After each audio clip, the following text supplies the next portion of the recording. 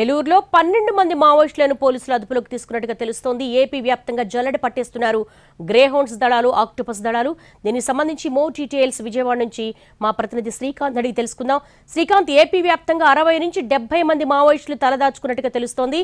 ఇప్పటి వరకు దాదాపు 32 మంది ఇటు ఎన్టీఆర్ కృష్ణా జిల్లా చుట్టుపక్కలే అదుపులోకి తీసుకున్నట్టుగా తెలుస్తోంది. ఏలూరులో 12 మంది పట్టుబడినట్టుగా తెలుస్తోంది. రిమైనింగ్ వాళ్ళంతా ఎక్కడెక్కడ ఉన్నారు, దానికి సంబంధించి ఎటువంటి యాక్షన్ ఆఫ్ ప్లాన్ అమలు చేయబోతున్నారు?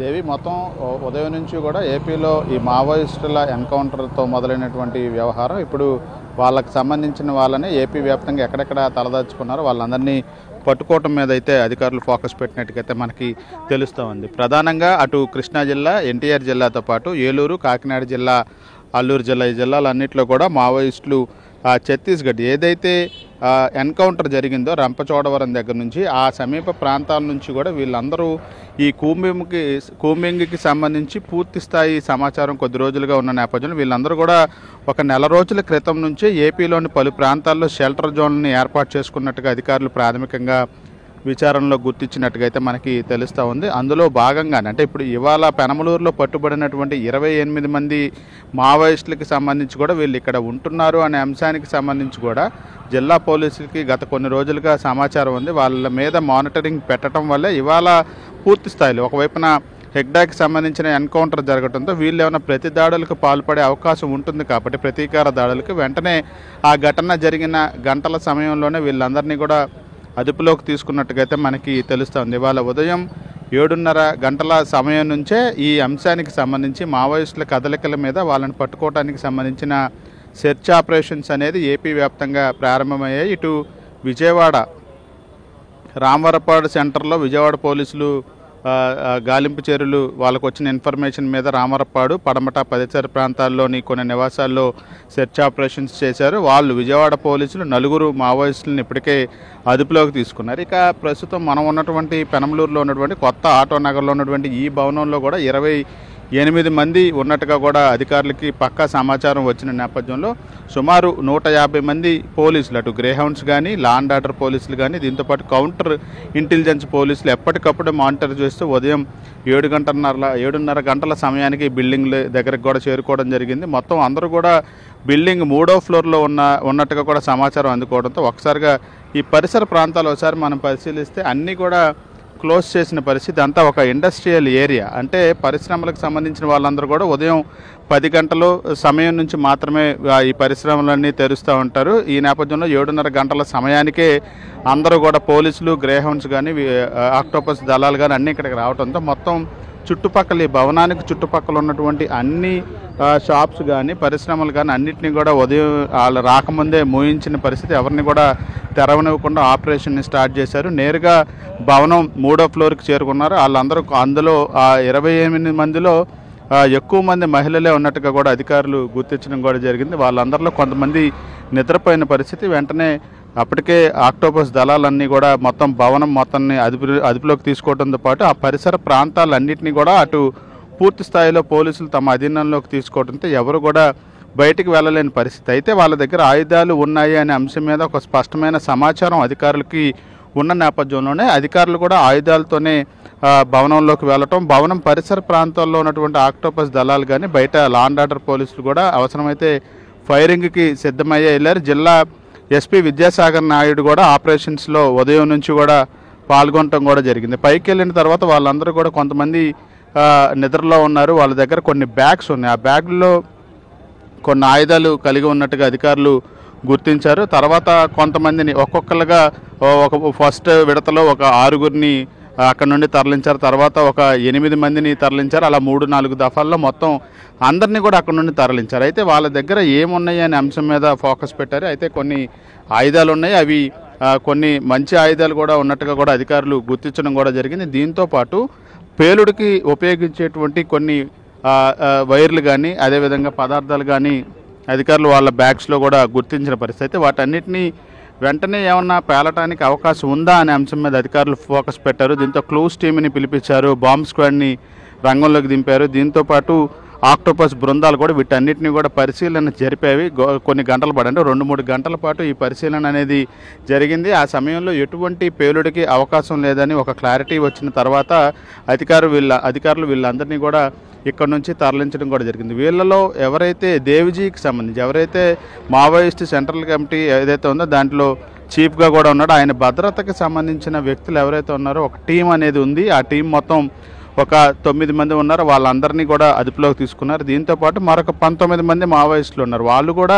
వీళ్ళందరూ కూడా హెగ్డాకి సంబంధించిన దళాల్లో పనిచేసిన వారిగానే అధికారులు గుర్తించడం కూడా జరిగింది. దీంతో వీళ్ళందరినీ కూడా ఎన్కౌంటర్ తర్వాత అదుపులోకి తీసుకోవడంతో అక్కడ జరిగిన సంఘటన ఇక్కడ వీళ్ళని పట్టుకోవడం ఈ 2 అంశాలు కూడా ఖచ్చితంగా లింక్ అయి ఉంటాయని కూడా అధికారులు గుర్తించారు. అయితే వీళ్ళు ప్రాథమిక విచారణలో మాత్రం వీళ్ళు స్థానికంగా రోడ్డు నిర్మాణ పనులకు సంబంధించిన కాంట్రాక్ట్ పనులు చేపట్టడం కోసమే ఇక్కడికి వచ్చామని చెప్పి అద్దెకి దిగినట్టుగా అయితే మనకు తెలుస్తూ ఉంది. భవన యజమాని కూడా ప్రస్తుతం అందుబాటులో లేడు. అది విదేశాల్లో ఉన్నాడా లేదా హైదరాబాద్లో ఉన్నాడా అనేది తేలాల్సి ఉంది. అయితే వాచ్మెన్తో మాట్లాడి 3వ ఫ్లోర్లో అద్దెకు ఉండటానికి ఒక 20 రోజుల క్రితమే ఈ భవనంలోకి అద్దెకి దిగినట్టుగా తెలుస్తుంది. దీంతో వాచ్మెన్ కూడా అధికారులు అదుపులోకి తీసుకొని విచారణ అయితే చేపడుతున్న పరిస్థితి కూడా ఉంది. ఇక ఏలూరు జిల్లాలో కూడా ఒక 12 మంది మావోయిస్టులని అధికారులు గుర్తించారు.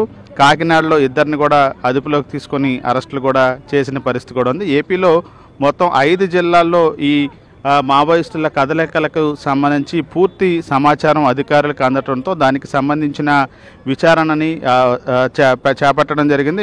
వీళ్ళందరికీ సంబంధించి గతంలోనే అంటే గత కొన్ని రోజులుగా ఆ కూంబింగ్కి సంబంధించిన ఒకటి జరుగుతూ ఉన్న సమయంలోనే వాళ్ళు రంపచోడవరం కానీ ఆ ఛత్తీస్గఢ్ అటు సైడ్ ఆ బోర్డర్ నుంచి కానీ ఒరిస్సా నుండి కానీ ఎవరైనా ఏపీలోకి ఎంటర్ అయితే వాళ్ళ మీద కౌంటర్ ఇంటెలిజెన్స్ పోలీసులు ఎప్పటికప్పుడు వాళ్ళ మీద నిఘా పెట్టడం వల్లే సరైన సమయానికి అంటే ఎన్కౌంటర్ జరిగిన వెంటనే వీళ్ళు ప్రతీకార దాడులకు పాల్పడకుండా వెంటనే వీళ్ళందరినీ ఎక్కడికక్కడ అరెస్టులు చేయడానికి అధికారులు పక్కా ప్రణాళికతో ముందుకు వెళ్ళినట్టుగా అయితే తెలుస్తూ ఉంది. ఈ నేపథ్యంలోనే మొత్తం ఇప్పటి వరకు 5 జిల్లాల్లో మనకి అందుతున్న సమాచారం ప్రకారం ఉమ్మడి కృష్ణా జిల్లాలో 32 మంది మావోయిస్టులు, కాకినాడలో 2, అదేవిధంగా ఏలూరులో 12 మంది అంటే మొత్తం 34, అదేవిధంగా 12, 54 మంది వరకు కూడా అధికారులు వీళ్ళందరినీ కూడా అదుపులోకి తీసుకున్న పరిస్థితి కూడా ఉన్న నేపథ్యంలో పూర్తి స్థాయిలో ఈ ఆపరేషన్స్ అయితే ఇంకా కొనసాగుతున్న పరిస్థితి. ఎందుకంటే అదుపులోకి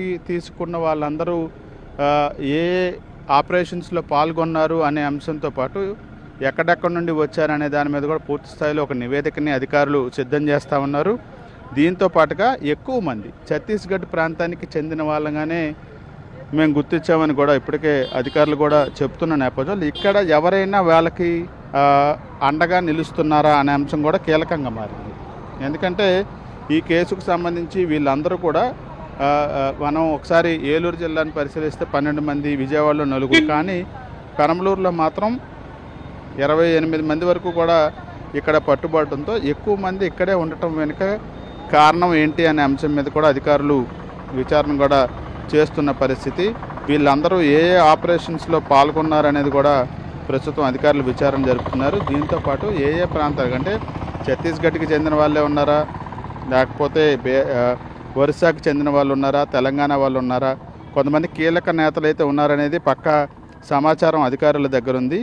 ఈ పెరంబలూరులో పట్టుబడిన వాళ్ళలో 21 మంది మహిళా మావోయిస్టులు ఉన్నారు, 7 పురుషులు కూడా ఉన్న పరిస్థితి కూడా ఉంది.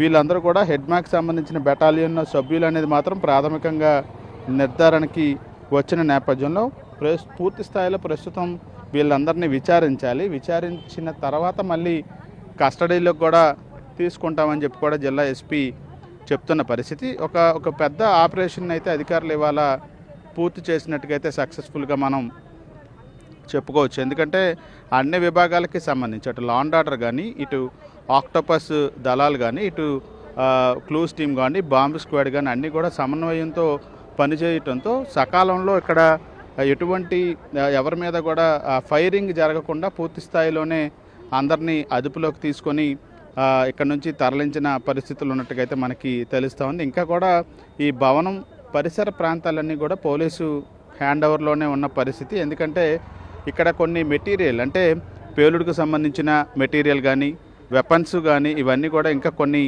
ఏదైతే ఘటన వీళ్ళు మావోయిస్టులు పట్టుబడ్డారో ఆ భవనంకి మూడో అంతస్తులోనే కొన్ని ఇంకా ఉన్నట్టుగా కూడా అధికారులు చెప్తా ఉన్నారు. అదేవిధంగా ఇక్కడ సమగ్రంగా ఒక రిపోర్టుని ఉదయం ఆపరేషన్ స్టార్ట్ అయిన దగ్గర నుంచి మొత్తం వీళ్ళందరినీ తరలించే వరకు జరిగినటువంటి రిపోర్ట్ మొత్తాన్ని కూడా ఒక రిపోర్ట్ను కూడా అధికారులు తయారు చేస్తూ ఉన్నారు. దీంతోపాటు వీళ్ళు ఇక్కడే ఉండటానికి సంబంధించి అంటే ఆ కారణాలు ఏంటి అనే అంశంతో పాటుగా అద్దెకి ఇచ్చినటువంటి భవన యజమాని అందుబాటులో లేడు కాబట్టి వాచ్మెన్ స్టేట్మెంట్ కూడా రికార్డ్ చేస్తున్నారు. దీంతోపాటు వీళ్ళు రంపచోడవరం నుంచి ఏ విధంగా పెనంబలూరుకి వచ్చారు, అందరూ ఇక్కడికి వచ్చిన తర్వాత డివైడ్ అయ్యారా, లేకపోతే ముందుగానే డివైడ్ అవ్వాలి, వేరు వేరు ప్రాంతాల్లో తలదాల్చుకోవాలి, షెల్టర్ జోన్ అని డిసైడ్ అయిన తర్వాత వీళ్ళు మాత్రం ఇక్కడికి వచ్చారా, అదేవిధంగా ఇక్కడికి వచ్చిన తర్వాత ఏం టార్గెట్ చేశారు, అంటే నెక్స్ట్ ఏమన్నా ఒక ఆపరేషన్ ఏమన్నా చేయటానికి వీళ్ళు ఒక ప్లాన్ ఆఫ్ యాక్షన్తో ఇక్కడికి వచ్చారా అనేది కూడా ఒక కీలక పరిణామం. ఎందుకంటే హిగ్డా అనేక ఆపరేషన్స్లో పాల్గొన్నాడు. చాలా ఎక్కువ మంది డిపార్ట్మెంట్కు సంబంధించిన వాళ్ళు ఆయన ఆ హిగ్డా ఆపరేషన్స్లో ప్రాణాలు కోల్పోయిన నేపథ్యంలో ఆయనతో పాటు పనిచేసిన ఈ దళంలో ఉన్నటువంటి సభ్యులు కూడా ఈ ఆపరేషన్స్ మీద సంపూర్ణ అవగాహన ఉంటుందని కూడా అధికారులు భావిస్తున్న నేపథ్యంలో ప్రతీకార దాడులు హిగ్డా ఎన్కౌంటర్కి సంబంధించి జరగకుండా ఉండటానికి ఖచ్చితంగా చర్యలు చేపట్టాల్సిన అవసరం ఉంది. కాబట్టి ఆయనకి సంబంధించిన సానుభూతి పరులు కానీ ఆయన దళంలో సభ్యులు కానీ వీళ్ళందరూ ఎక్కడున్నా కూడా అరెస్టులు చేయటానికే పోలీసు అధికారులు ఏపీ వ్యాప్తంగా ఈ దాడులు కొనసాగిస్తున్నట్టుగా అయితే మనకి తెలుస్తూ ఉంది. అందులో భాగంగానే వీళ్ళందరినీ కూడా అరెస్టులు చేస్తున్నట్టుగా మనకు తెలుస్తుంది. ఎందుకంటే ఈ కూంబింగ్ అనేది గత కొన్ని నెలలుగా కగారు పేరుతో కేంద్ర బలగాలు చేపడుతున్న నేపథ్యంలో అటు ఆంధ్రప్రదేశ్లో కానీ తెలంగాణలో కానీ పెద్ద ఎత్తున మావోయిస్టులు కూడా కీలక సభ్యులు అంటే అగ్ర నేతలు కూడా లొంగిపోతున్న పరిస్థితి, లొంగకపోతే ఎన్కౌంటర్కి గురవ్వాల్సిన పరిస్థితులు కూడా స్పష్టంగా కనబడుతున్న నేపథ్యంలో ఎవరైతే లొంగిపోకుండా ఉద్యమాల్లోనే కొనసాగాలనుకుంటున్నారు వాళ్ళ మనుగడ అనేది ఆయా ప్రాంతాల్లో కొనసాగలేని పరిస్థితి. కూంబింగ్ అంత తీవ్రంగా ఆపరేషన్ కగార్లో భాగంగా చేపడుతున్న నేపథ్యంలో వాళ్ళు ఖచ్చితంగా లొంగిపోవాలి, లేకపోతే పోలీసులకి చిక్కాల్సిన పరిస్థితులు వచ్చినాయి. అందులో భాగంగానే ఛత్తీస్గఢ్ కానీ ఒరిస్సా కానీ ఇక్కడ జరుగుతున్నటువంటి కూంబింగ్ అనేది తీవ్ర స్థాయికి వెళ్ళడంతో అక్కడ మనుగడ సాగించలేకే బోర్డర్లో ఉన్నటువంటి ఆంధ్రప్రదేశ్లోకి ఆ మావోయిస్టులు అందరూ కూడా వస్తున్నారు అనేది పక్కా సమాచారాన్ని కూడా గుర్తించినట్టుగా ఇంటెలిజెన్స్ డీజీగా ఉన్న లడ్డా కూడా చెప్పడం జరిగింది. వాళ్ళ మీద వాళ్ళ ఛత్తీస్గఢ్ నుంచి కానీ ఇటు ఒరిస్సా నుంచి కానీ వస్తున్న నేపథ్యంలో వాళ్ళ మీద నిరంతర నిఘా పెట్టినట్టుగా కూడా ఇప్పటికే ఆయన చెప్పిన పరిస్థితి. ఆ నేపథ్యంలోనే వాళ్ళందరినీ పక్కా సమాచారంతోనే అరెస్టులు చేసినట్టుగా అయితే మనకి తెలుస్తూ ఉంది. కేవలం ప్రధానంగా ఛత్తీస్గఢ్ కానీ ఆ పరిసర బోర్డర్ ప్రాంతాల్లో ఉండలేకే మావోయిస్టులు తమ నెక్స్ట్ యాక్టివ్గా ఉండటానికి కేంద్రం ప్రస్తుతం మనుగడ సాగించడానికి ఒక